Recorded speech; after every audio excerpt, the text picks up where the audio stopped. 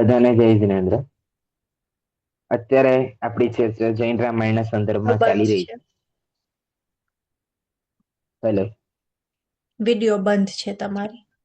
હા. હા, અત્યારે આપણે જૈન રામાયણ સંદર્ભે ચર્ચા ચાલી રહી છે છેલ્લા ઘણા સમયથી.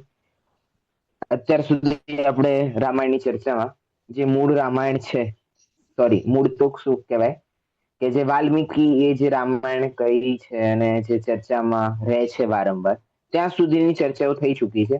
હવે આગળની ચર્ચા છે કે જ્યાં રામ પાછા અયોધ્યા જાય છે અને પછીની જે ઘટનાઓ છે એ હવેથી આપણે ચાલુ થાય છે.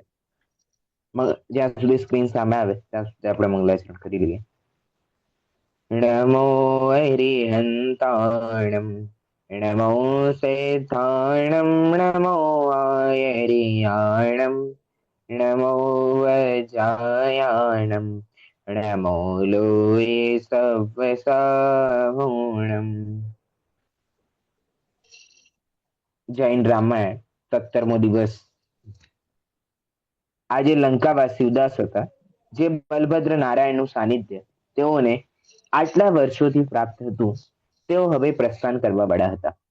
તેઓ ઈચ્છતા હતા કે રાત્રિ રોકાઈ જાય, સવાર થાય જ નહીં. પરંતુ પ્રકૃતિના ચક્રને કોણ રોકી શકે છે? સમય તો પોતાની ગતિથી આગળ વધતો જ રહે છે.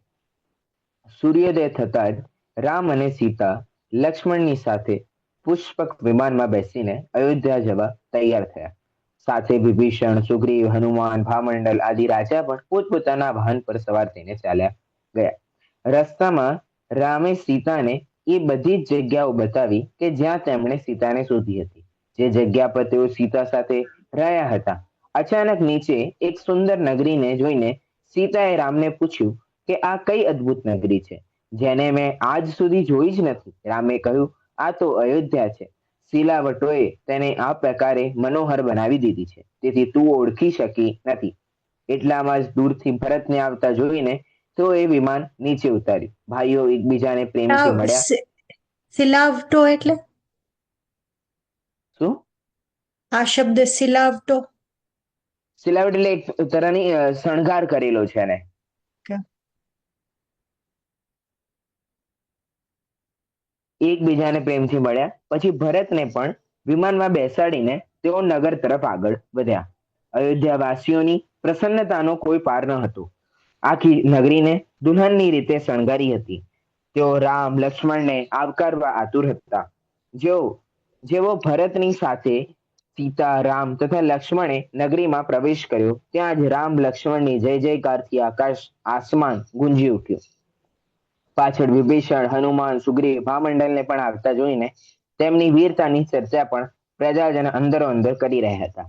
આ પ્રમાણે પ્રજાનું અભિનંદન સ્વીકારીને જ્યારે તેઓ રાજમહેલમાં પહોંચ્યા, ત્યારે માતાઓએ તેમનું સ્વાગત કર્યું તથા તેઓ ખૂબ જ ગદગદ ભાવે વર્ષોથી વિખૂટા પડી ગયેલા પોતાના પુત્રોને મળી રામ લક્ષ્મણ આવતા જ વૈરાગી ભરત મુનિવ્રત ધારણ કરવા માટે જેવા પ્રયત્નશીલ થયા કે કઈ કઈ રામ લક્ષ્મણને ભરતને રોકવા માટે કહ્યું, પરંતુ ભરત પોતાના નિર્ણય પર અડગ રહ્યા. હવે ભાઈ અહીંયા આવી ગયા અને અમને નક્કી કર્યું હતું ભરતે કે જયારે રામ લક્ષ્મણ આવશે તો હું મારું વૈરાગ્ય ધારણ કરીને મુનિવ્રત ધારણ કરીશ.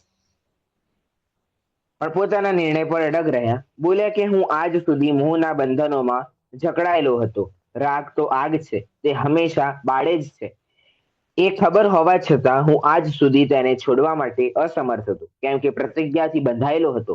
પરંતુ હવે મેં એ રાજમાર્ગને ત્યાગવાનો નિશ્ચય કરી લીધો છે, તો હવે વિતરાગી માર્ગ પર જ ચાલીશ. એ પછી તેઓ માતાઓ અને પત્નીઓથી વિદાય લેવા ગયા. બધાએ તેમને રોકવાનો ખૂબ જ પ્રયત્ન કર્યો, પરંતુ ભરત કોઈ પણ પ્રકારે ન રોકાયા. ત્યારે તેમની પત્નીઓ કહેવા લાગી કે આપ અમારી અંતિમ ઈચ્છા પૂર્ણ કરો. અમે બધા આપની સાથે જલ ક્રીડા કરવા માંગીએ છીએ. ભરત સરોવર પર જલ ક્રીડા કરવા તેમની સાથે ગયા. સરોવરમાં સ્નાન કર્યા પછી જ્યાં ભરત કિનારે આવીને બેઠા, એ એક ત્રૈલોક્ય મંડળ નામનો હાથી પોતાના બંધનને તોડીને અયોધ્યા વાસીઓને ભયભીત કરતો કરતો સરોવર તરફ આગળ વધ્યો. ભરત તરફ આગળ વધતા ઉન્મત્ત હાથીને રોકવા માટે જ્યાં સુધીમાં રામ લક્ષ્મણ આવ્યા ત્યાં સુધી તો હાથી શાંત પડી ચુક્યો હતો. ભરતને દેખતા જ હાથીને જાતિસ્મરણ થયું કે અને તેની ઉદંડતા ચંચળતા સમાપ્ત થઈ ગઈ હતી. તેમ છતાં રામ લક્ષ્મણ ધીમે ધીમે તેની પાસે ગયા અને તેને પકડીને ગજશાળામાં બાંધી દીધો. આનો આનો શું 4 મતલબ દિવસ પછી થયો? ઉન્દત્તતા, હા, આ શબ્દનો શું અર્થ? ઉદ્દંડતા. ઉદ્દંડતા એટલે મસ્તી ના કરે છોકરાઓ, આખા કોલેજને હલાવી નાખે, એવી ઉદ્દંડતા કહેવાય એને. ગુજરાતી શબ્દ છે ઉદ્દંડ. 4 દિવસ પછી હાથીના મહાવતે આવીને રામ લક્ષ્મણને સમાચાર આપ્યા કે આજે ચોથો દિવસ છે. ગજરાજ કંઈ પણ ખાતો પીતો નથી, બસ હાલ્યા ચાલ્યા વિના નિશ્ચલ બેઠો છે. નિશ્ચલ નહીં હોય, નિશ્ચલ બેઠો છે. તેનો રોગ ગજ વૈદ્યોને પકડાતો નથી. હવે આપ જ કોઈ ઉપાય બતાવો. આ સાંભળીને રામ વિચારે છે કે અદ્ભુત પરાક્રમના ધારી, કૈલાશ પર્વતને પણ હલાવનારા દશાનનનો હાથી બંધન તોડીને બહાર કેમ નીકળ્યો? પછી ભરતની પાસે જતા જ શાંત કેવી રીતે થઈ ગયો? અને હવે શા માટે આહાર લેતો નથી? આ બધા પ્રશ્ન એક સાથે અહીં આવીને બની ગયા છે. રામ આ પ્રમાણે વિચારી જ રહ્યા હતા કે દ્વારપાલે આવીને સમાચાર આપ્યા કે દેશભૂષણ કુલભૂષણ કેવલી મહેન્દ્ર ઉદ્યાન વનમાં સંઘ સહિત આવ્યા છે. એ સાંભળીને ચારેય માતાઓ, ચારેય ભાઈઓ, તેમની પત્નીઓ તથા સમસ્ત પ્રજાજનની સાથે સાથે ત્રૈલોક્ય મંડન હાથી પણ કેવલીના દર્શન કરવા ગયો. આપણે દેશભૂષણ કુલભૂષણ તો પહેલા જ કેવડિયાને પ્રગટ થઈ ગયું હતું, આપણે પૂર્વમાં ચર્ચા આવી ગઈ છે. અને હવે અહીંયા એમનું કેવલીનું સમોષણ અહીંયા આવ્યું છે, એટલે આ બધા ત્યાં જાય છે. ને એક મિનિટ, કેવલીનું સમોસરણ આવ્યું છે કે ખાલી કેવલી ભગવાનથી? હા, કેવલી ભગવાન એટલે પોતાની ગંધકુટીની સાથે એમ સમોષણ એટલે. જરા ગંધકુટી જરાક એક્સપ્લેન કરો ને. નામ તો સાંભળ્યું છે પણ બહુ એકદમ પરિચિત નથી એમ. સમોષણનું એક નાનું રૂપ છે. અચ્છા, સમોષણમાં ઘણી બધી વસ્તુઓ હોય, ગંધકુટીમાં એટલી બધી વસ્તુ ના હોય. જે છેલ્લી ઓકે. એક ઘડી છે એમ જ હોય. હમ. તેમની પત્નીઓ તથા સમસ્ત પ્રજાજનની સાથે સાથે ત્રૈલોક્ય મંડન હાથી પણ કેવલીના દર્શન કરવા ગયો. બધાએ તેમના દર્શન કરીને ઉપદેશ સાંભળ્યો. છેવટે લક્ષ્મણે હાથી વિશે પૂછ્યું કે મહારાજ, ત્રૈલોક્ય મંડન હાથી શેના લીધે શોક પામ્યો? અચાનક જ શાંત કેમ પડી ગયો? કેવલીએ કહ્યું કે આ હાથી પરાક્રમની અત્યંત ઉત્કૃષ્ટતાને લીધે બંધનમાં શોક પામેલો. એ પછી ભરતને જોઈને પૂર્વભવનું સ્મરણ થતા શાંત થઈ ગયો. ઉદાસ ચિત્તવાળા ભરતે પોતાના તથા હાથીના પૂર્વભાવ સાંભળીને તરત જ મુનિવ્રત ધારણ કર્યા. ભરતની સાથે સાથે ઘણા રાજાઓએ દીક્ષા લીધી. ભરતને દીક્ષા લેતા જોઈને ભરતની માતા કઈ બેહોશ થઈ ગઈ.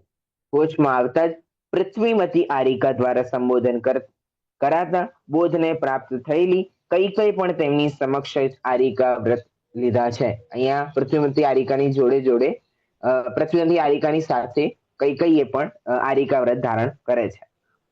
ત્રૈલોક્ય મંડન હાથીએ શ્રાવકના વ્રત લીધા તથા 15 દિવસના ઉપવાસ માસોપવાસ કરતા કરતા છેવટે તે હાથી સલ્લેખના પૂર્વક આ દેહનો ત્યાગ કરીને છઠ્ઠા સ્વર્ગમાં દેવ છે. મહામુનિ ભરત મહાગુણોનું પાલન કરતા કરતા 22 પરીક્ષાઓને સહન કરતા કરતા કઠિન તપશ્ચર્યા કરવા લાગ્યા, જેના પ્રભાવથી તેમને ઘણી રિદ્ધિઓ પ્રગટ થઈ. પરંતુ તેનાથી પણ અજાણ ભરત મુનિ ધ્યાનમાં જ મગ્ન રહ્યા અને તરત જ ખૂબ જ ઝડપી કર્મશત્રુનો નાશ કરીને નિર્વાણ પદને પ્રાપ્ત કર્યું. ભરતને દીક્ષા લેવાથી રામ લક્ષ્મણનું મન પણ રાજકાર્યમાં લાગતું ન હતું. ત્યારે પણ રાજસભા થતી ત્યારે ભરતના ગુણોની ચર્ચા કરતા રહેતા. આ પ્રમાણે થોડા દિવસ નીકળ્યા. થોડો દિવસ પછી ભૂમિ ગોચરી તથા વિદ્યાધર રાજા રામની પાસે આવીને વિનયપૂર્વક બોલ્યા કે અમે બધા હવે આપનો રાજ્યાભિષેક કરવા માંગીએ છીએ, તેથી આપ સ્વીકૃતિ પ્રદાન કરો. રામે પોતાની અસહમતિ બતાવી ને લક્ષ્મણ પાસે તેઓને મોકલ્યા. જ્યારે બધા રાજા લક્ષ્મણ પાસે ગયા તો લક્ષ્મણે રામ પાસે આવીને કહ્યું કે હું તો આપનો સેવક છું, આપ જ આ પદને યોગ્ય છો. રામે કહ્યું, ના, તું જ નારાયણ છો. ત્રિખંડી દશાનનને તમે જ માર્યો છે, તેથી રાજ્યાભિષેક તમારો જ થવો જોઈએ. આ પ્રમાણે ઘણી ચર્ચા પછી જ્યારે કોઈ નિષ્કર્ષ ન નીકળ્યો તો બધા રાજાઓએ છેવટે બંનેનો રાજ્યાભિષેક કરવાનો વિચાર બનાવ્યો. શુભ મુહૂર્તમાં રામ, સીતા તથા લક્ષ્મણ વિશલ્યાનો અભિષેક કર્યો. એટલે અહીંયા એમને રાજા બનાવી દીધા. એ પછી વિશલ્યા તેમની પટરાણી હતી. લક્ષ્મણની પત્ની વિશલ્યા. હા, લક્ષ્મણને બરાબર છે. હા હા, લક્ષ્મણની પત્ની વિશલ્યા, તો તે તેમની પટરાણી હતી. હા, પટરાણી હોય તો જ એમનો થાય ને, હા હા, મુખ્ય ના હોય એટલે તો. ઓલું ઉર્મિલા નામ એક આવતું રામના હોય. પણ રામના પણ ઘણા બધા લગ્ન થયા હતા ને, ના છતાંય ના, એ તો સીતાના. ખબર છે હા કે હા, એ તો હા રામની તો 8,000 પત્નીઓ હતી, પણ આ હા લક્ષ્મણની બી 16,000 હતી, પણ એક નામ ઉર્મિલા આવતું હોય છે ને, એટલે મેં પૂછ્યું. હા હા, તો ઉર્મિલાનો કદાચ હવે આગળ ચર્ચા આવશે ઉર્મિલાની, તો વચ્ચે આપણે ચર્ચા એવી ખાસ આવી નથી. અત્યારે હા, વિશલ્ય સાથે હશે તો વિશલ્યનો કરે છે. એટલે આ પટરાણી હશે કદાચ. હા હા, હશે તો જ ને, ના હોય હા. તો ના થાય. એ પછી રામે વિભીષણ આદિ રાજાઓના જુદા જુદા રાજ્ય આપ્યા. ત્યારે શત્રુઘ્ન મથુરાનું રાજ્ય માંગ્યું. એ સાંભળીને રામે કહ્યું કે તે આપણા અધિકારમાં નથી. ત્યારે દશાનનનો જમાઈ મધુ નામનો રાજા, જે આપણો દુશ્મન છે, તે રાજ્ય કરે છે. એની પાસે ચમ્રેન્દ્ર દ્વારા આપવામાં આવેલ ક્યારેય નિષ્ફળ ન થાય એવું શૂલ રત્ન છે, જે હજારોના પ્રાણ લઈને ફરીથી પોતાના હાથમાં આવી જાય છે. વળી તેનો પુત્ર પણ વિદ્યાધરનો અધિપતિ મહાશૂરવીર છે, જેના વિશે વિચારતા જ એટલી ચિંતામાં અમે મુકાઈ જઈએ છીએ કે આખી રાત ઊંઘી નથી શકતા. તો તું એને કેવી રીતે જીતીશ? આ સાંભળીને શત્રુઘ્ન કહ્યું કે આ વિશે ઘણું શું કહેવું. આપ તો મને મથુરા આપી દો, હું મારી તાકાતથી સ્વયં તેને જીતીશ. ઘણું સમજાવવા છતાં જ્યારે શત્રુઘ્ન ન માન્યા, ત્યારે રામે શત્રુઘ્ન પાસે વચન લીધું કે જ્યારે રાજા મધુના હાથમાં ત્રિશૂળ રત્ન ન હોય ત્યારે જ યુદ્ધ કરજે. પછી શત્રુઘ્ન માતાઓથી વિદાય લઈને જીનેન્દ્ર વંદના કરીને યુદ્ધ માટે નીકળ્યા. રામ અને લક્ષ્મણ તેમને 3 માઇલ સુધી મૂકવા ગયા, અને પાછા ફરતી વખતે લક્ષ્મણે શત્રુઘ્નને સાગરાવર્ત ધનુષ તથા અગ્નિમુખ બાણ આપ્યા, તથા સાથે સાથે કૃતાંકવક્ર સેનાપતિને પણ મોકલ્યો. કૃતાંકવક્ર સેનાપતિને અહીંયા મોકલે છે. મથુરા નજીક પહોંચતા શત્રુઘ્નને જાસૂસો દ્વારા ખબર પડી કે રાજા મધુ 6 દિવસથી પોતાની રાણીઓ સાથે ઉપવનમાં છે. તેને શત્રુનો જરા પણ ભય નથી. તે પોતાની શત્રુઘ્ન પ્રતિજ્ઞા વિશે એટલે કે શત્રુઘ્ન પ્રતિજ્ઞા વિશે પણ જાણતો નથી, અને શત્રુઘ્નના અહીં આવવા સંબંધી વાત પણ અજાણ છે. આ સમાચાર મળતા ત્રિશૂળ રત્ન વિનાનો અસાવધાન મધુને જીતવાનો શ્રેષ્ઠ મોકો જાણીને શત્રુઘ્નએ અર્ધરાત્રિમાં જઈને મથુરા પર કબજો જમાવી લીધો. બીજો દિવસે જ્યારે ખબર પડી કે ત્યારે રાજા મધુ શત્રુઘ્ન સાથે યુદ્ધ કરવા નીકળ્યો, અને તેણે અનેક પ્રકારની મથુરામાં ઘૂસવાનો પ્રયત્ન કર્યો, પરંતુ તે ફાવી શક્યો નહીં. યુદ્ધમાં મધુના પુત્રનું મરણ થયું. એ જોઈને મધુને વૈરાગ્ય થયો, તેથી તેઓ હાથી પર બેઠા બેઠા જ કેસલોચ કરવા લાગ્યા. જે ભાઈ હાથી ઉપર બેઠીને જે કેસલોચની જે ઘટના છે એ અહીંની ઘટના છે. રાજા મધુની વૈરાગ્ય પ્રવૃત્તિ જોઈને શત્રુઘ્નએ યુદ્ધ બંધ કર્યું અને મુનિ મધુને નમસ્કાર કર્યા. મુનિ મધુ સમાધિ મરણ દ્વારા થોડી જ વારમાં સનતકુમાર સ્વર્ગમાં ઉત્તમ દેવ થયા. જો પરિણામોની વિચિત્રતા. ક્ષણભર પૂર્વ રાજ્ય માટે લડવા મરવા તૈયાર થયેલા રાજા મધુ ક્ષણભરમાં તો વીતરાગી માર્ગ પર આગળ વધી ગયા. શત્રુઘ્નએ મથુરામાં પ્રવેશ કર્યો અને રાજ્ય કરવા લાગ્યા, અને શત્રુઘ્ન અહીંયા રાજ્ય કરવા લાગ્યા. મધુના મૃત્યુ પછી ત્રિશુલ રત્નના અધિષ્ઠાતા દેવ તેને લઈને ચમ્રેન્દ્ર પાસે ગયા તથા મથુરાની પૂરી ઘટના બતાવી. એક જ મિનિટ, મધુના મૃત્યુ પછી એટલે ઉપર શું આવ્યા? મધુએ તો દીક્ષા ના લીધી. તો મધુએ દીક્ષા લીધી, એના પછી આવ્યું ને એનું સમાધિ મરણ મુનિ. થયું અને એમને સનત કુમાર સ્વર્ગમાં ઉત્તમ દેવ હા થયા. હા હા, ઓકે હા. એ 2 લાઈનના ઉપર તો વાત થઈ આપણે. ઠીક છે. મથુરાની પૂરી ઘટના બતાવીને શત્રુઘ્નના આવા દુષ્કૃત્યનો ખૂબ જ દુઃખી થઈને ચમ્રેન્દ્ર પાતાળથી નીકળીને ખૂબ જ ગુસ્સે થઈને મથુરા પર આવવા માટે તૈયાર થયા. ત્યારે ગરુડેન્દ્ર ચમ્રેન્દ્રની પાસે આવ્યા અને પૂછ્યું કે તમે કઈ બાજુ જઈ રહ્યા છો. ચમ્રેન્દ્રએ કહ્યું કે જેણે મારા મિત્ર મધુના પુત્રને માર્યો છે તેને મુશ્કેલીમાં મૂકવા જઈ રહ્યો છું. ગરુડેન્દ્ર બોલ્યા કે તમે વિશલ્યાનું મહાત્મ્ય સાંભળ્યું નથી. ચમ્રેન્દ્રએ કહ્યું કે એ અદ્ભુત અવસ્થા તો વિશલ્યાની યુવાનીમાં હતી, અત્યારે નથી. તે ગરુડેન્દ્ર પાસેથી વિદાય લઈને મથુરા આવ્યા. મથુરા પહોંચતા તેના નગરજનોએ એવા જ પ્રસન્ન ચિત્તે જોયા જેવા મધુ રાજાના રાજ્યમાં રહેતા હતા. તેથી ચમ્રેન્દ્રને તેમની પર ખૂબ જ ગુસ્સો આવ્યો કે નગરનો રાજાનો પુત્ર સહિત મૃત્યુને રાજા તો પુત્ર સહિત મૃત્યુને પ્રાપ્ત થયો, અને પ્રજા દુઃખ મનાવવાની જગ્યાએ ખુશીઓ મનાવે છે.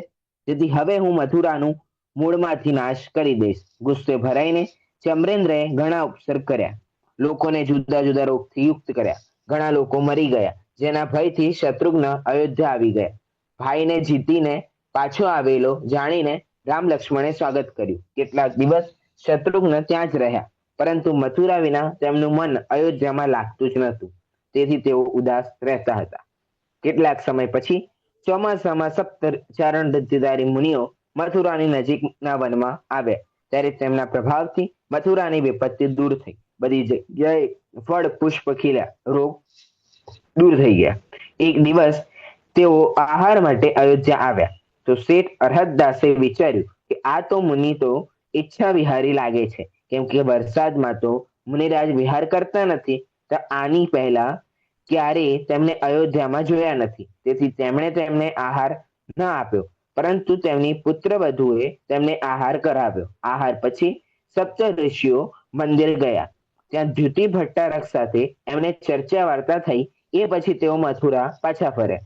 થોડી વાર પછી જ્યારે અરહતદાસ શેઠ મંદિરમાં આવ્યા ત્યારે તેમને ખબર પડી કે તેઓ તો મહારિદ્ધિધારી ચારણ મુનિ હતા. ત્યારે શેઠને ખૂબ જ પશ્ચાતાપ થયો. તેઓ મનમાં વિચારવા લાગ્યા કે ચારણ રિદ્ધિધારી તો ચોમાસામાં એક જગ્યાએ નિવાસ કરે છે અને આહાર અનેક નગરોમાં કરે છે. ચારણ રિદ્ધિના પ્રભાવથી તેમના શરીરના અંગોથી જીવને કોઈ બાધા પહોંચતી નથી. તે ચારણ રિદ્ધિધારી મુનિ આજકાલ મથુરામાં વિરાજમાન છે. એ જાણીને શેઠ મુનિઓના આવવાથી મથુરાનો દુકાળ અને બીમારી જતી રહી. તો તેઓ પોતાની માતા સુપ્રભા સાથે મુનિરાજના દર્શન કરવા માટે મથુરા ગયા. શત્રુઘ્નએ મહારાજને કહ્યું કે આપના પધારવાથી અમારી નગરીમાંથી દુકાળ ગયો છે, મહામારી રોગ ગયો, સુકાળ થયો, પ્રજાના દુઃખ દૂર થયા, બધે જ સમૃદ્ધિ થઈ. તેથી અમે ઈચ્છીએ છીએ કે આપ થોડો સમય અહીં રહો. મુનિરાજે કહ્યું કે જે આજ્ઞામાં જેટલું રહેવું કહ્યું છે તેનાથી વધારે રહેવું યોગ્ય નથી. આ ચતુર્થ કાળ છે, એ પછી પંચમ કાળમાં ધર્મમાં ન્યૂનતા આવશે. એ વખતે પાખંડી જીવો દ્વારા જીન ધર્મ ઢંકાઈ જશે. પાખંડી સાધુ દયા ધર્મને છોડીને હિંસાના માર્ગ પર પ્રવર્તન કરશે. મહાકુધર્મના પ્રવીણ ક્રૂર દુષ્ટ જીવો દ્વારા પશુ દુઃખી થશે, ખેડૂત દુઃખી થશે, પ્રજા નિર્ધન થશે, હિંસા વધશે, પુત્ર માતા પિતાની આજ્ઞાથી વિમુખ થશે તથા માતા પિતા પણ સ્નેહ વાત્સલ્ય થશે. કલિકાલમાં રાજા જ પ્રજાને લૂંટશે, કોઈ સુખી નહીં દેખાય. એ સમયે કશાયની માત્રા વધારે હશે. ચારણ મુનિ દેવ વિદ્યાધરો અહીં નહીં આવે.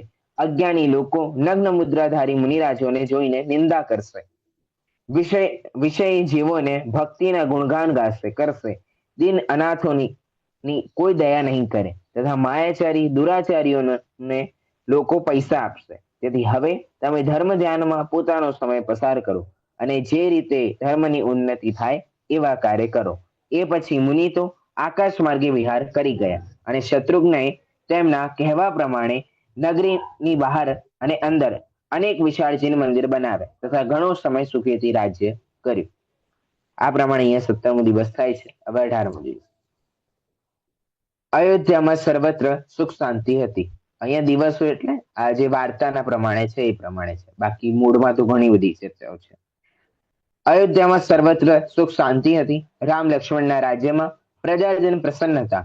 શત્રુ રહિત રામ લક્ષ્મણ સુખેથી સમય પસાર કરી રહ્યા હતા.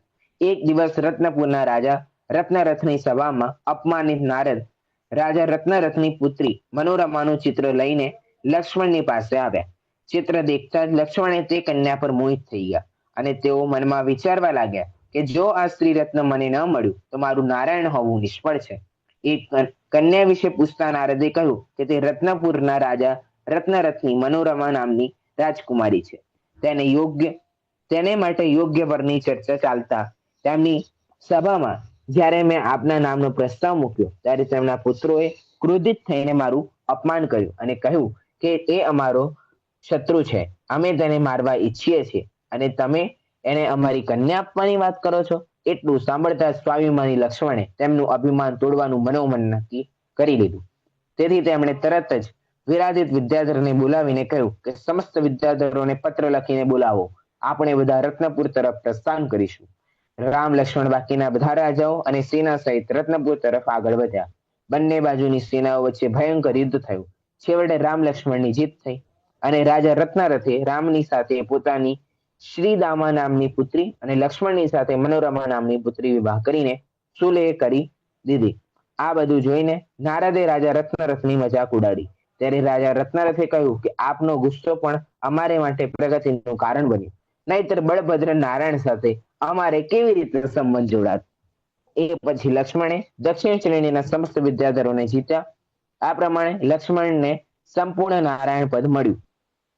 તેમની સેનામાં 42 લાખ હાથી, 42 લાખ રથ, 9 કરોડ ઘોડા, 42 કરોડ પ્યાદા, પ્યાદા એટલે ચાલવા વાળા, 3 ખંડના દેવ અને વિદ્યાધર તેમના સેવક હતા. સૂર્યથી પ્યાદા, પ્યાદા એટલે સેવક, ચાલવા વાળા, કહ્યું ને, ચાલવા વાળા સૈનિક. સર્વન્ટ એટલે ઓલા પ્યાદા, સોલ્જર્સ. ચેસમાં પ્યાદા આવે, શું કીધું? પ્યાદા, ચેસ, એટલે ચેસ ચેસ રમે ને, સોલ્જર્સ, પ્યાદા સૈનિક, સૈનિક. સોલ્જર, હા સોલ્જર. હા, શૂલભોગ. વિદ્યાર્થીઓ તેમના સેવક હતા. સૂર્યથી પણ અધિક તેજસ્વી 16,000 મુકુટબદ્ધ રાજા તેમને આધીન હતા. તેમના ઘર અદ્ભુત રત્નોથી બનેલા હતા. તેમની પાસે શંખ, ચક્ર, ગદા, ખડગ, દંડ, નાગશૈયા, કૌસ્તુભ મણિ એમ 7 રત્ન હતા. 16,000 રાણીઓ હતી, જેમાં 8 પટરાણી હતી. તેમના નામ વિશલ્યા, રૂપમતી, વનમાલા, કલ્યાણમાલા, રતિમાલા, ભગવતી, ચિત્તપદ્મા અને 8મી મનોરમા. જેમ 8 પટરાણીઓના 8 કુમાર મુખ્ય હતા. રામે 4 રત્ન હતા, હળ, મુસળ, રત્નમાલા અને ગદા. 8,000 રાણીઓ હતી, જેમાં 4 પટરાણી હતી. તેમના નામ છે સીતા, પ્રભાવતી, રતિપ્રભા અને શ્રીદામા. રામની પટરાણી સીતાએ એક દિવસ પાછલા પ્રહરમાં 2 સ્વપ્ન જોયા. હવે અહીંયા સીતા 2 સ્વપ્ન જોવે છે. શરદ ઋતુના ચંદ્ર સમાન ઉજ્જવલ 2 ઉત્કૃષ્ટ અષ્ટાપદ તેમના મુખમાં આવીને બેઠા છે. હવે પહેલું સ્વપ્ન તો શું છે? શરદ ઋતુમાં ચંદ્રમાની સમાન ઉજ્જવળ 2 અષ્ટાપદ, 2 એવા અષ્ટાપદ છે, એના મુખમાં આવે છે. અને બીજું, તે સ્વયં પુષ્પક વિમાનમાંથી જમીન પર પડી ગઈ. અને બીજું સ્વપ્ન શું છે? એ પોતે સીધા પુષ્પક વિમાનમાંથી નીચે પડે છે. રામે પ્રથમ સ્વપ્નનું ફળ બતાવતા કહ્યું કે તમને મહાપ્રતાપી 2 પુત્ર થશે અને દ્વિતીય સ્વપ્નનું ફળ સારું નથી, પરંતુ તમે ચિંતા ન કરો, દાનના પ્રભાવથી દુષ્ટ ગ્રહ દૂર થઈ જશે. આનું શું કેટલાક મતલબ? દિવસો પછી શરદ, શરદ ગર્ભવતી, ઋતુ, શરદ ઋતુ એટલે કઈ સીઝન? ઠંડીનો ઠંડીની ઠંડીનો સીઝન. ટાઈમ અત્યારે હા. શરદ ઋતુ. દ્વિતીય સ્વપ્નનું ફળ સારું નથી, પરંતુ તમે ચિંતા ન કરો. ઓકે. કેટલાક દિવસો પછી ગર્ભવતી સીતાને જીન દર્શન કરવાની ઈચ્છા થઈ. રામે આજ્ઞા કરી કે મંદિરોની શોભામાં વૃદ્ધિ કરો. અમે સીતા સહિત ધર્મ ક્ષેત્રોમાં વિહાર કરીશું. લક્ષ્મણ અને અન્ય રાણીઓની સાથે રામ વનમાં સ્થિત જીન મંદિર ગયા. બધાએ ભક્તિભાવપૂર્વક જીનેન્દ્ર પૂજન કરી અને કેટલોય સમય ત્યાં રહ્યા. ત્યારે પ્રજાજનો રામના દર્શનની ઈચ્છાથી ત્યાં આવી ગયા. રામ તેમને મળવા ગયા. ત્યારે સીતાની જમણી આંખ ફરકી. ત્યારે સીતાની જમણી આંખ ફડકવા લાગી. સ્ત્રી સહજ ગભરાઈને સીતા વિચારવા લાગી કે અનિષ્ટ બનતા પહેલા આ જમણી આંખનું ફરકવું મને અમંગલની નિશાની બતાવે છે કે જેની હું કલ્પના પણ ન કરી શકું. મારે દરેક પરિસ્થિતિને સહજ રૂપે સ્વીકારવા માટે તૈયાર રહેવું જોઈએ. કોણ જાણે ક્યારે, ક્યાં અને કેવી ઘટના અમારી સાથે બની જાય. દંડક વનમાં લક્ષ્મણની જરાક જિજ્ઞાસાથી જ તો અમે આ પ્રમાણે દુર્ઘટનાઓના ચક્કરમાં ફસાઈ જઈશું. અને અમને ક્યાં કલ્પના હતી? એટલે કે જે ઘટના બની હતી એ અહીંયા કહે છે, લંકાધિપતિ દશાનંદના બંધનમાં છૂટવું પણ મને સ્વપ્ન જેવું જ લાગતું હતું. હવે એનાથી મોટી બીજી કઈ ઘટના મારા જીવનમાં બની શકે, જ્યારે મારા પતિનો પ્રેમ અને વિશ્વાસ મારી સાથે છે. હવે મને શો ભયની કે શંકા? આ પ્રમાણે સીતા પોતાને આશ્વાસન આપે છે. અન્ય રાણીઓના કહેવાથી દુષ્ટ ગ્રહોની શાંતિ માટે તથા ભદ્ર કલશ ભંડારીને બોલાવીને આજ્ઞા આપે છે કે જ્યાં સુધી મારી પ્રસૂતિ ન થાય ત્યાં સુધી નિરંતર કિમિચ્છિક દાન આપો. આ પ્રમાણે શાંતચિત્તપૂર્વક તે ધર્મમાં લાગી. આ બાજુ રામે પ્રજાજનો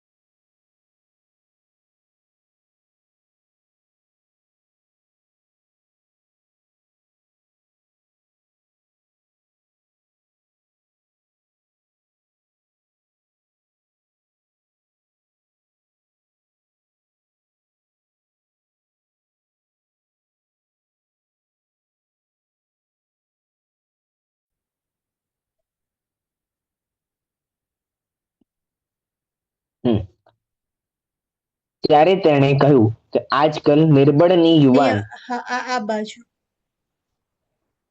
હા ઠીક છે ચાલો. આ બાજુ રામે પ્રજાજનોને આવવાનું કારણ પૂછ્યું ત્યારે બધા ભયના માર્યા મૌન રહ્યા. ત્યારે રામે અભય વચન આપ્યું. એટલે તેમનામાં એક એક કહ્યું કે દુનિયામાં મોટા ભાગના લોકો સાંભળીને જ વાતો કહે છે, જોતા નથી. આ દુનિયા સ્વભાવથી જ પ્રપંચોથી ભરેલી છે. તેમાં કોઈ વાત બની જાય તો ખોટી વાતો કરવાથી ડરતા નથી. રામે કહ્યું કે સ્પષ્ટ રૂપે શું વાત છે તે કહો. ત્યારે તેણે કહ્યું કે આજકાલ નિર્બળની યુવાન સ્ત્રીઓને બળવાન પાપી મોકો જોઈને બળજબરીથી ઉપાડી જાય છે અને થોડો સમય રાખીને પાછી મોકલી દે છે. આવું કેમ કરો છો? એના જવાબમાં કહે છે કે રાજા રામ તો બધા શાસ્ત્રોમાં પ્રવીણ છે, તેમ છતાં તેમણે પણ બીજાના ઘરે રહેલી સીતાને પણ પોતાના મહેલમાં રાખી જ લીધી ને, તો બીજાઓના તો વાંક જ ન કળાય ને. જેવી રીતે રાજા વર્તે તેવું જ પ્રજા કરે. આ પ્રમાણે દુષ્ટ પુરુષ નિરંકુશ થઈને અબળા સ્ત્રીઓ પર અત્યાચાર કરે છે.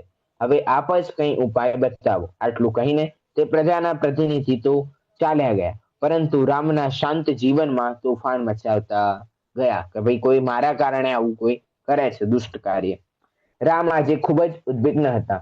તેમની ઊંઘ ઉડી ગઈ હતી. એકી સાથે ઘણા બધા વિચારો આવી ગયા. તેઓ કેમ કર્તવ્ય વિમૂઢ થઈ ગયા. નક્કી જ ન કરી શક્યા કે શું કરે ને શું ન કરે. વર્ષો સુધી જંગલમાં ભટક્યા પછી હજી હમણાં જ તો સીતાને થોડી શાંતિ મળી હતી.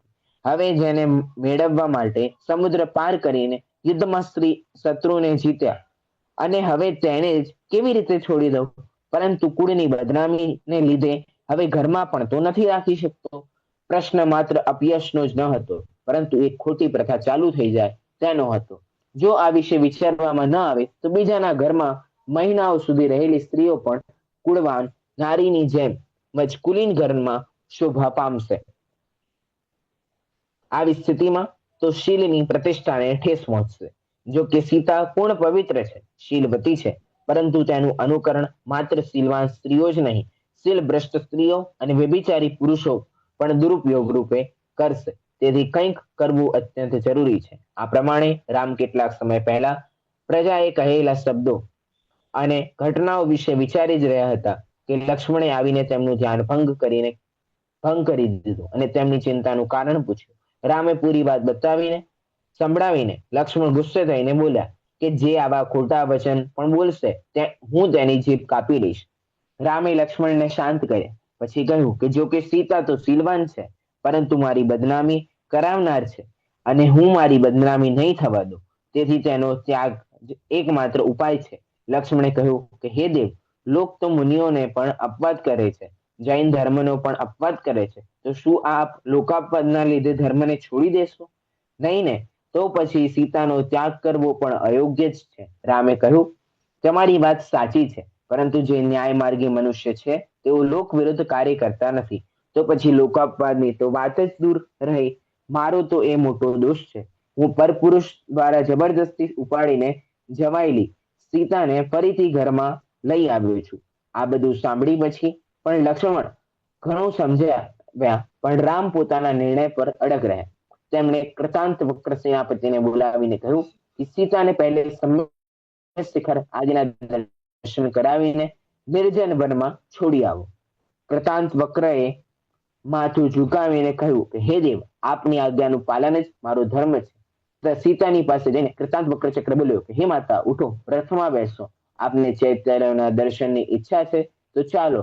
આ સાંભળીને સીતા અતિ ઉત્સાહથી રથમાં બેઠી. સીતાને મંદિરોના દર્શન કરાવીને નિર્જન વનમાં રથ અટકાવીને કૃતાંત વક્ર રડવા લાગ્યો. સીતાએ રડવાનું કારણ પૂછતા તેણે કહ્યું કે અપકીર્તિ રાજા રામે આપનો ત્યાગ કર્યો છે. આ સાંભળીને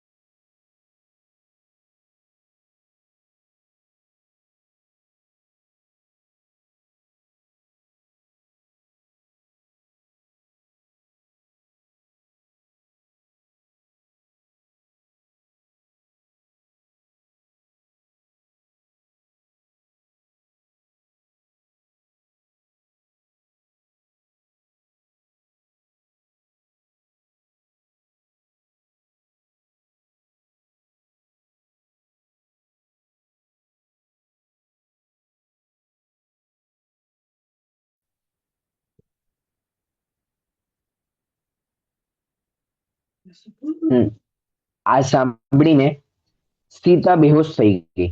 હોશમાં આવતા જ તેમણે કહ્યું કે તમે સ્વામીને કહેજો કે પરનિંદાના ભયથી આપે મારો ત્યાગ કર્યો તેનો કોઈ વાંધો નથી, પરંતુ પરનિંદાના ભયથી આપ ધર્મનો ત્યાગ ક્યારેય નહીં કરતા. મારો ત્યાગ કરવાથી આપને કદાચ આ ભાવમાં જ થોડું ઘણું દુઃખ થશે, પરંતુ ધર્મના ત્યાગથી અનંત ભાવમાં તમને દુઃખ ઉઠાવવું પડશે. આ પ્રમાણે રામ દ્વારા ત્યજી દેવા છતાં પણ સીતા રામનું હિત જ ઈચ્છે છે. તે યોગ્ય છે, કેમ કે જેવી રીતે શેરડી મુખમાં મીઠાશ જ આપે છે, તેવી જ રીતે શીલવાન સ્ત્રીઓ પણ અનુકૂળ વચન દ્વારા પતિને શાંતિ આપનાર જ હોય છે. કષ્ટ આપવા છતાં પણ તે પતિનું ભલું જ ઈચ્છે છે. કૃતાંત વક્ર પોતાને ધિક્કારતો નિર્દોષ સીતાને વનમાં એકલી મૂકીને અયોધ્યા પાછો ફર્યો તથા સીતાના સમાચાર સંદેશ રામને સંભળાવ્યા. જે સાંભળીને રામ દુઃખી થયા. તેઓ નિર્દોષ સીતાને વનમાં મોકલીને પશ્ચાતાપ કરવા લાગ્યા. તેમણે ભદ્ર કલશ ભંડારીને બોલાવીને કહ્યું કે તમે સીતાની હયાતીમાં જે પ્રમાણે તેમની ઈચ્છા પ્રમાણે કિમિત દાન આપતા હતા તેમ અત્યારે પણ કરતા રહો. સીતાના વિયોગથી રામ અંદરથી ખૂબ જ અશાંત તેમજ વ્યાકુળ રહેતા હતા, પણ ઉપરથી શાંત દેખાવવાનો પ્રયાસ કરતા હતા, હસતા હતા. આ બાજુ સીતા હોશમાં આવતા વિલાપ કરતી અને પાછી બેહોશ થઈ જતી, પાછી હોશમાં આવતી ત્યારે વિલાપ કરતી. આ પ્રમાણે કેટલો સમય વીતી ગયો એની ખબર જ ન પડી.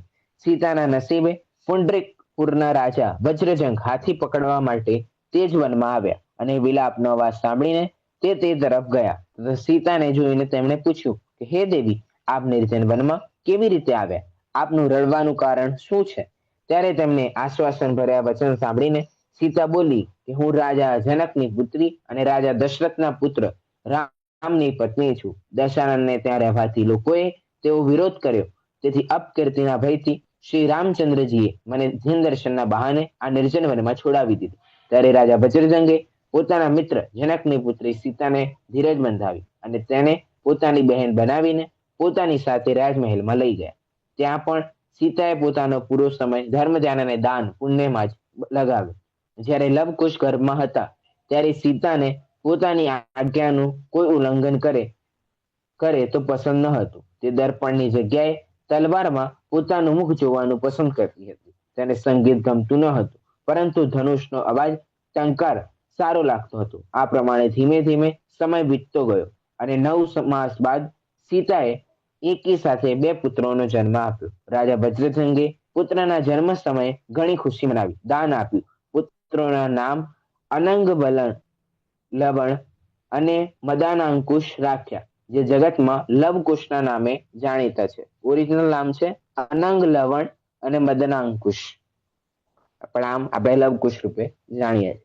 મોટા થતા સિદ્ધાર્થ નામના ગુરુએ તેમને શસ્ત્ર વિદ્યામાં નિપુણ કર્યા અને મોટા થયા ત્યારે સિદ્ધાર્થ નામના ગુરુ પાસે એમને શીખી વિદ્યાઓ.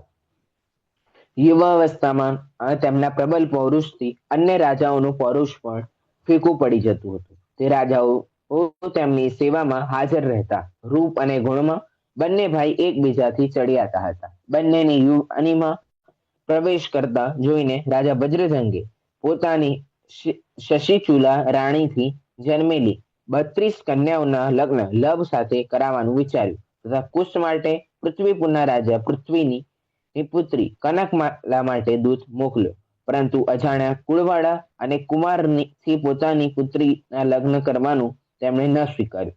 ત્યારે વજ્રજંગે યુદ્ધની તૈયારી કરી. લવકુશે યુદ્ધનું કારણ જાણ્યું તો તેઓ સ્વયં યુદ્ધ માટે નીકળી ગયા. ભાઈ આ કુળ કયા કુળના છે કઈ ખ્યાલ નથી આવતો, એટલે મને સાથે લગ્ન કરવાની ના પડે. ભાઈ આ કઈ યુદ્ધ કરીએ આપણે.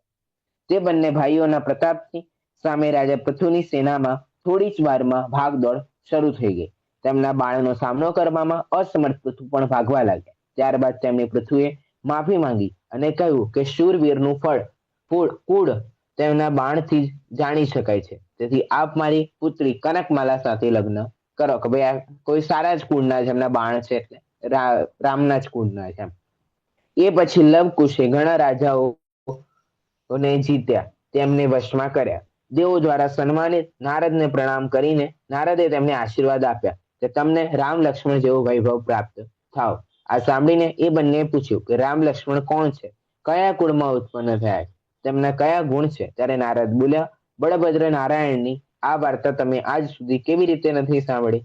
રામને તો આખો લોક જાણે છે. રામ લક્ષ્મણના ગુણ તો અપાર છે, તેમ છતાં હું તેમની વાર્તા ટૂંકમાં કહું છું. ઇક્ષ્વાકુ વંશમાં રાજા દશરથને 4 પુત્ર થયા, રામ, લક્ષ્મણ, ભરત અને શત્રુઘ્ન. મોટા પુત્ર રામના લગ્ન જનકની પુત્રી સીતા સાથે થયા. તેઓ લક્ષ્મણ સહિત પિતાની આજ્ઞાથી વનમાં ગયા. ત્યાં દશાનન કપટપૂર્વક સીતાને ઉપાડી ગયો. પછી રામ લક્ષ્મણે સુગ્રીવાદી રાજાઓની મદદ લઈને દશાનનને યુદ્ધમાં જીત્યો તથા સીતાને લઈને અયોધ્યા પાછા ફર્યા. કેટલાક દિવસ શાંતિથી પસાર થયા પછી પ્રજાએ સીતાનો અપવાદ કરવાનું શરૂ કર્યું અને રામે સીતાને વનવાસ આપી દીધો. ત્યારે કુશે કહ્યું કે રામે આ સારું નથી કર્યું. રાજાએ બધાનું કહેવું તો સાંભળવું જોઈએ, પરંતુ માત્ર સાંભળીને સત્ય અસત્યનો નિર્ણય કર્યા વિના દંડ દેવો યોગ્ય નથી.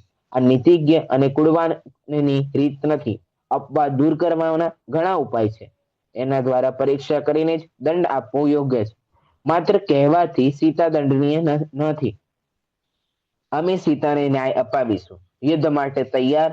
લવકુશે પૂછ્યું કે અહીંથી અયોધ્યા કેટલું દૂર છે? નારદે કહ્યું, 108 યોજન. ત્યારે બંને કુમાર બોલ્યા, તમે રામ લક્ષ્મણની સાથે યુદ્ધ કરીશું અને સીતાને ન્યાય અપાવીશું. આ પૃથ્વી પર એવો કોણ છે કે જે મારાથી ઘણા બળવાન છે? એ બંને રાજા વજ્રજંગ પાસે જઈને કહ્યું કે કલિંગ, લિંગ, સિંધુ આદિ બધા દેશને પત્ર મોકલો. અમે હમણાં જ અયોધ્યા તરફ આગળ વધીશું. સીતાએ જ્યારે આ સાંભળ્યું ત્યારે તે ઘણી દુઃખી થઈ તથા નારદને કહ્યું કે આ તમે શું કર્યું? પિતા પુત્રને દુશ્મન બનાવી દીધા. નારદે કહ્યું કે હું તો કશું જાણતો જ નહોતો, બસ મેં તો આશીર્વાદ આપ્યા. તેમણે રામકથા પૂછી તો મેં બતાવી દીધી.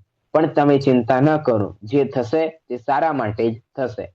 બંને ભાઈઓએ જ્યારે માતાને રડતી જોઈ તો તેને રડવાનું કારણ પૂછ્યું. સીતાએ કહ્યું કે તમારી પોતાના પિતા સાથેના યુદ્ધની વાત સાંભળીને હું રડી રહ્યું છું. ત્યારે બંને પોતાના પિતા વિશે પૂછ્યું. સીતાએ સ્વયંવરથી લઈને વનવાસ, અપહરણ તથા લવકુશની ઉત્પત્તિનો પૂરો ઘટનાક્રમ બતાવ્યો અને કહ્યું કે તમારું તેમની સાથે યુદ્ધ સાંભળીને હું ચિંતામાં પડી ગઈ છું, કેમ કે હવે ખબર નહીં કે પતિ તરફથી માઠા સમાચાર સાંભળવું અથવા તમારી કે લક્ષ્મણની અવગતિના સમાચાર સાંભળવું, તેથી મને રડવું આવી રહ્યું છે. બંને કહ્યું કે હે માતા, આપ તો સહનશીલતાની મૂર્તિ છો.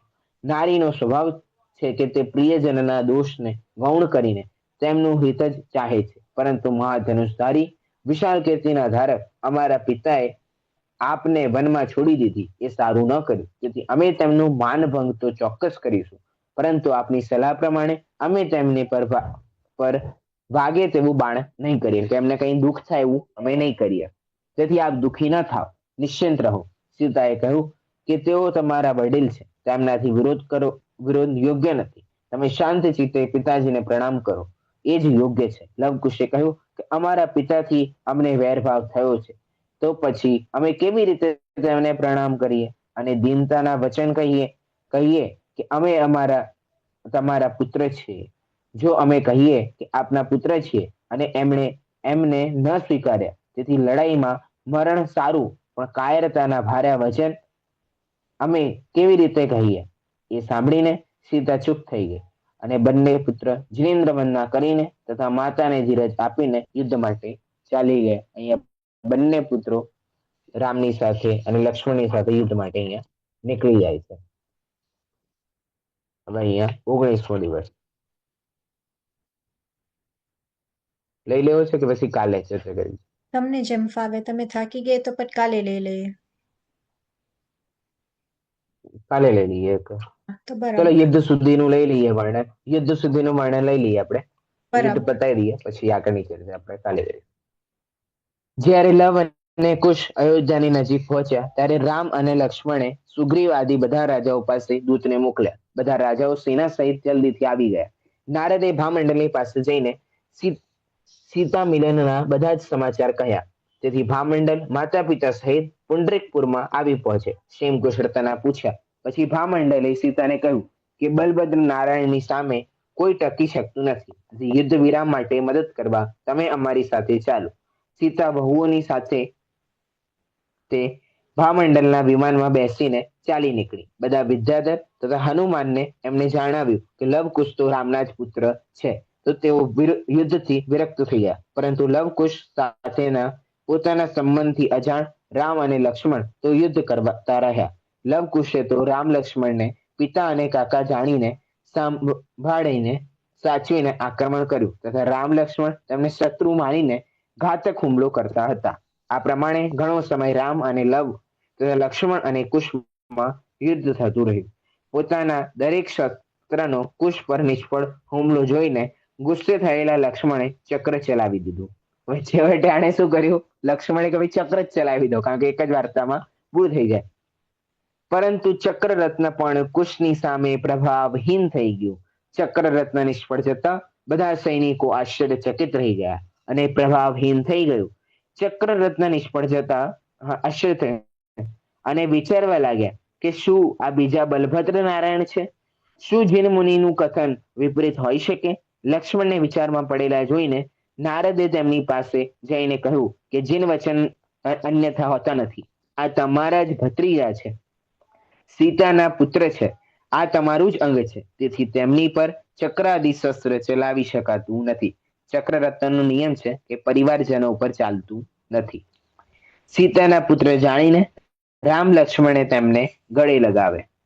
સીતા પિતા પુત્રનો મિલાપ જોઈને નિશ્ચિંત થઈને પ્રસન્નતાથી પુંડરીકપુર પાછી ફરી ભામંડલ ભાણિયાઓને મળ્યા. ત્યારબાદ રામપુત્ર સહિત મંદિર ગયા. ત્યારબાદ તેમણે અયોધ્યામાં પ્રવેશ કર્યો. કેટલાક દિવસ પછી હનુમાને સુગ્રીવાદી સીતાને પાછા બોલાવવા માટે વિનંતી કરી.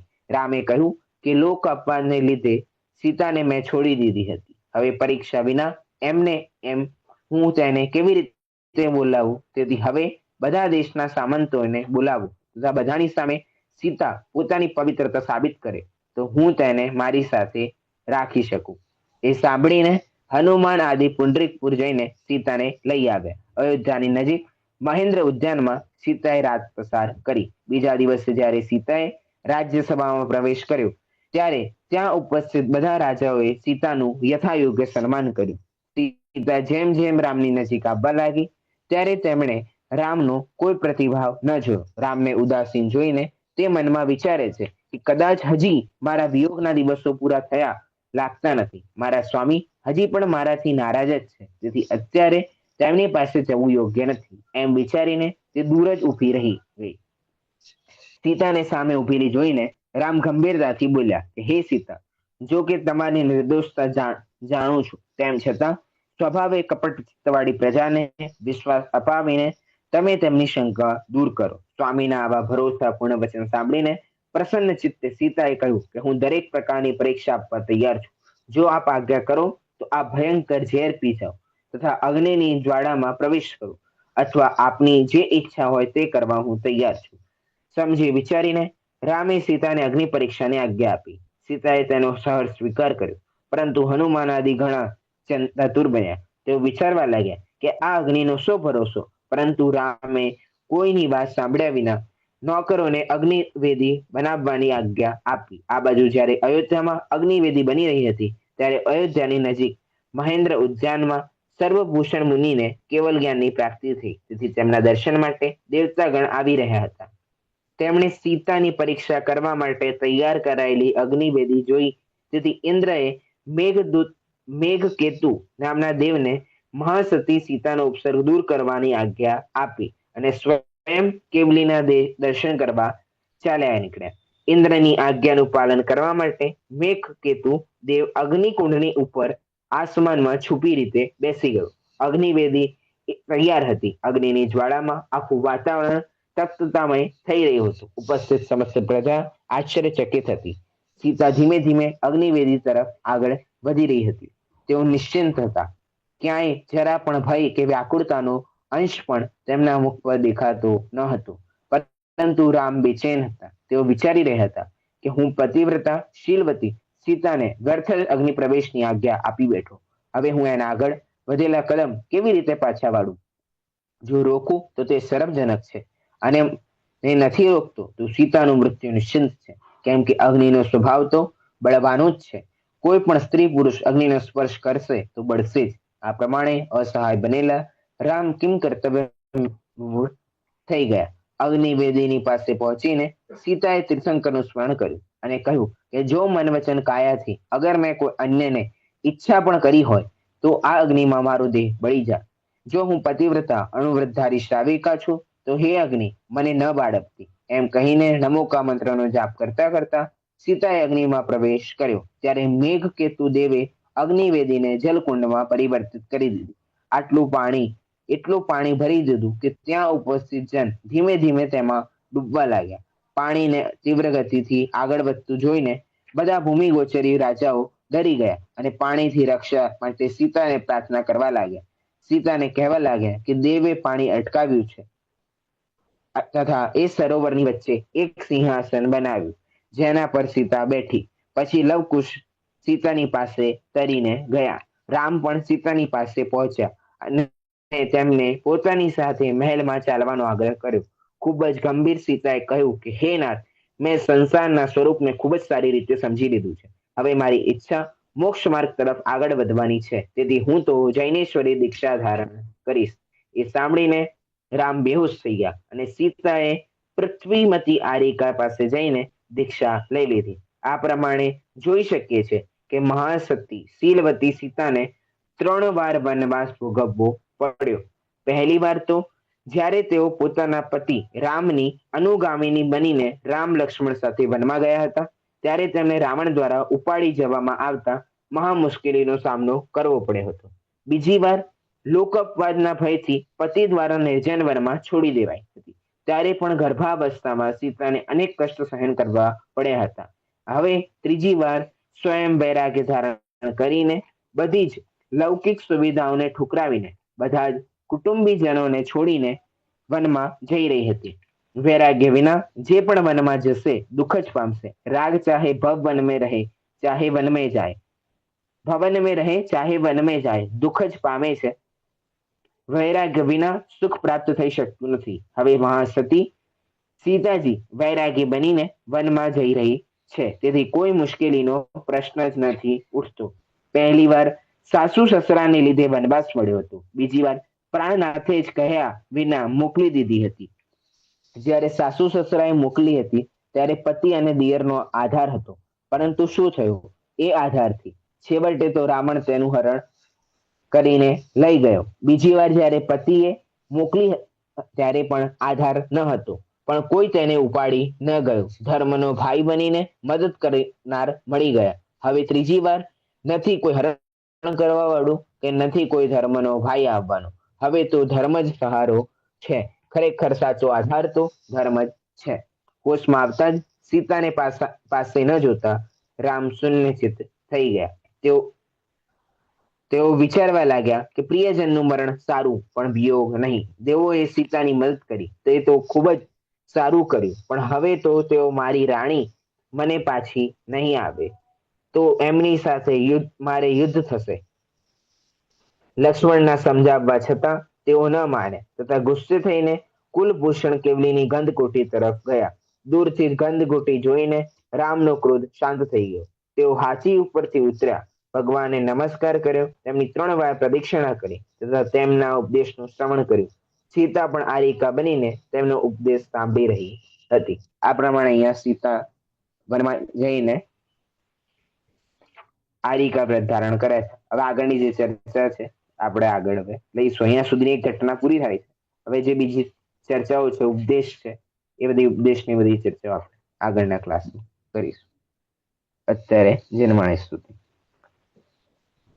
निज निधि निज में बताई यह अनंत उपकार है उसके लिए जिन वाणी माँ को वंदना शतवार है, वंदना शतवार।